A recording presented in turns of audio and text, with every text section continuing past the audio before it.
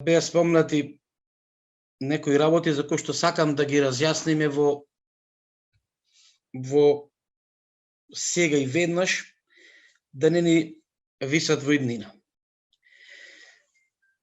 Вишокот на средства кои што општина Битола ги има во овој момент. Ајде да прашам, дали е подобро да имаме вишак или да имаме негатива? Ова го поврзувам со една од дискутантките, која што рече дека се лаги, дека борчот на општина Битола, кога го наследа оваа власт, бил толкав колку што тогаш го прикажавме. Ајде да потсетам од моја гледна точка. Значи, дали општина Битола е борчот на општина Битола целокупниот во тој момент бил толкав колку што беше прикажан во јавноста. Ниту излагавме, ниту нешто преувеличивме, затоа што тука спаѓа борчот на општината, борчот на училиштата и борчот на јавните предпријатија кои што ги формирала општината. Јас ќе прашам една работа, затоа што беше споменато тука. Кредитите кои што ги имаа јавните предпријатија или општина Битола, тие не се борч, кој треба да ги враќа тие?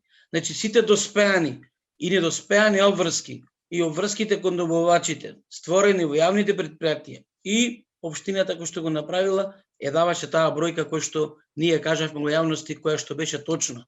За сега, тоа сето да биде санирано и да дојдеме во ситуација да имаме вишок на средства. Можеби не е добро да имаме толка вишок на средства, како што кажат колегите од опозицијата, меѓутоа не е ни добро па да ги трошиш парите во ветер и магла.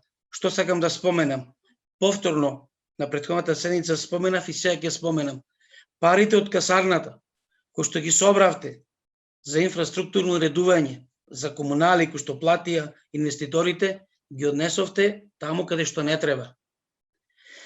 Ова го поврзувам со последната опозицијата, каде што спомена дека во Кромберт и Шуберт не донесовте ни една инвестиција, освен таа што ја донесовме ние и ги вработивме вработивме огромен број на граѓани на општина Битола. Точно е, Кромберт и Шуберт е добра инвестиција, јавно признавам, меѓутоа ние не се буневме за доаѓањето на Кромберт и Шуберт, повторно го споменувам, туку до изборот на локацијата.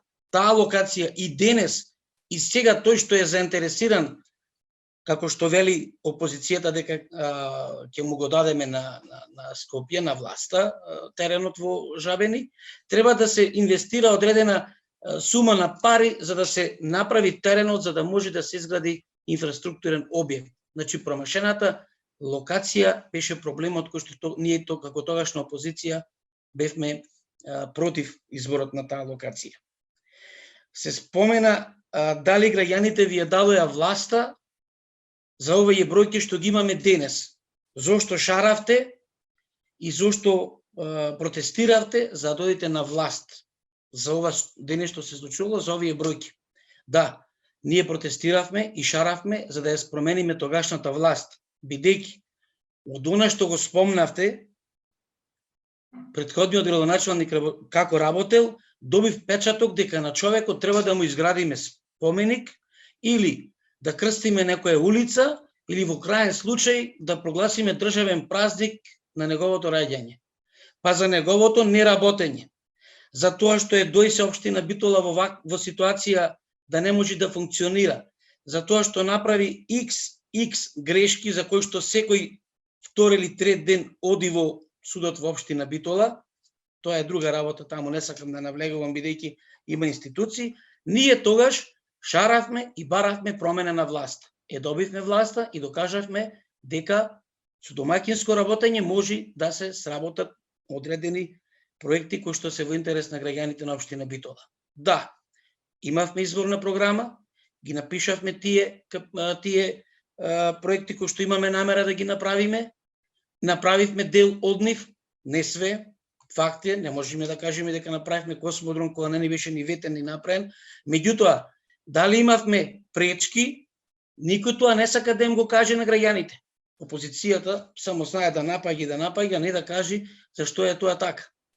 Значи, изработката на проекти, пресметката на колку тие проекти коштат и така натаму, се што влегува во тие делови, домакинското работење, домакинското трошење на пари, дојде до овој вишок на средства кој што го има сега општина Битола.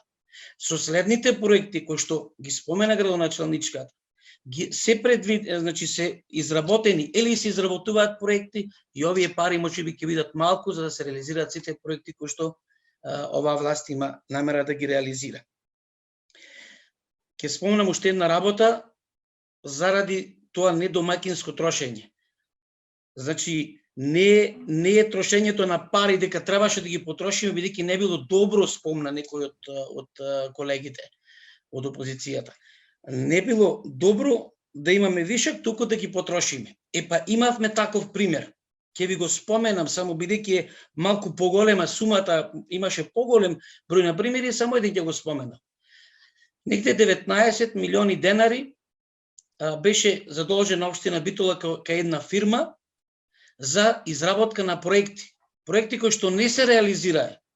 За таа иста бројка од 19 милиони, таму 19.900 и 700, не знам точно колку беше, кога дојде оваа локална власт, таа фирма го доби судскиот спор и ние плативме таму уште 4-5 милиони денари камати.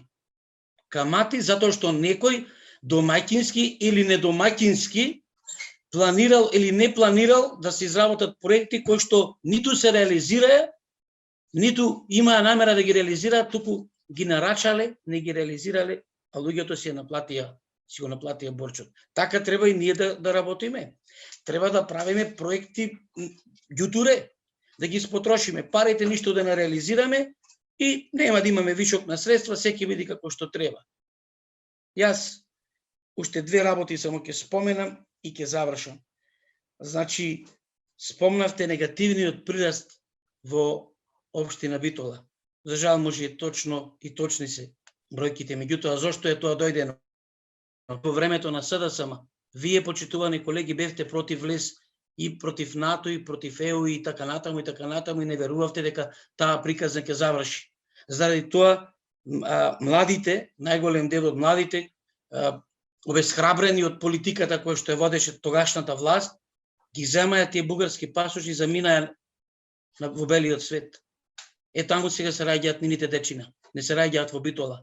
Ако тогаш имавте друга политика, ако беше сонот за влез во ЕУ и НАТО, ако бевме со соседите, добрососедските односи ни беа добри, сигурно младите немаше да избегаат. Ако имаја сигурност дека во оваа држава сепак нешто ќе се работи и ќе имаат иднинија. И последна работа што сакам да ја споменам е спортот. Ве молам за спортот да не дискутирате. Немој за спортот ништо да кажувате. Затоа што знаете во каква состојба го оставивте и во каква состојба е сега. Моите колеги го споменаја, јас само ќе се надоврзам, бидејќи сум дел од управата на еден спортски клуб, каде што борчовите беа и то како големи дебели, а сега денес покажуваме наистина резултати кои што се за почит.